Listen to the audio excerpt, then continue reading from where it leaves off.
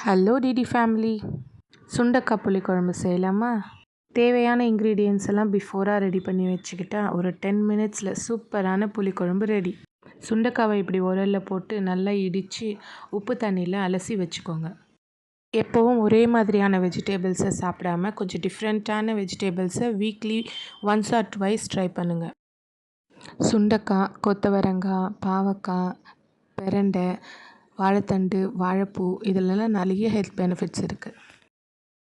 கொஞ்சம் தாராளமாக எண்ணெய் ஊற்றி கடுகு, வெந்தயம் பொரிஞ்சதும் சின்ன சின்னதாக சாப் பண்ண பூண்டு நல்லா பொரிஞ்சு வந்ததும் பச்சை மிளகாய், கொஞ்சம் கருவேப்பிலை, ஃபைனாக சாப் பண்ண சின்ன வெங்காயம், ஒரு பெரிய வெங்காயம் சேர்த்து கண்ணாடி பதம் வந்ததும் தட்டி வச்சுருந்த சுண்டக்காவை சேர்த்து நல்லா பொரிஞ்சு வரட்டும். மூடி போட்டு நல்லா எண்ணெயிலே வேக விடுங்க. சுண்டக்காய், வெங்காயம் எல்லாம் நல்லா கலர் சேஞ்ச் ஆகி நல்லா பொரிஞ்சு வந்திருக்கும்.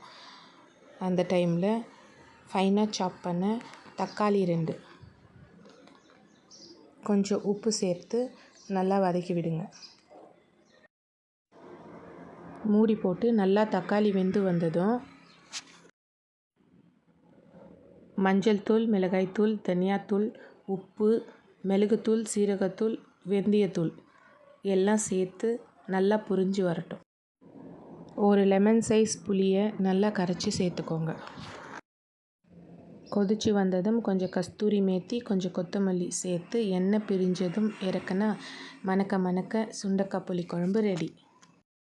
சுண்டைக்காயில் நிறைய ஹெல்த் பெனிஃபிட்ஸ் இருக்குது. இது சாதத்துக்கு மட்டும் இல்லைங்க, இட்லி தோசைக்கும் சூப்பராக இருக்கும்.